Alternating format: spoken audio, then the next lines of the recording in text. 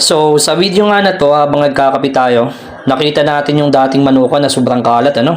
Ang daming mga nagkandalaglagang dahon. Buhat na rin siguro nung nakaraang bagyo. So, dahil wala tayong magawa, tara, linisin natin. So, ayun na nga. Bumaba na tayo dyan. Tapos, pumasok na tayo sa gate. Dala-dala pa natin yung kape natin. At, eto na yung mga sumunod na nangyari. Pre! Buhay ka pa? Musta ka na? At eto na nga yung tumambad sa atin, ano? Mga tuyong dahon na nagkandalaglagan buhat nung nakaraang bagyo. So tara, linisin na natin.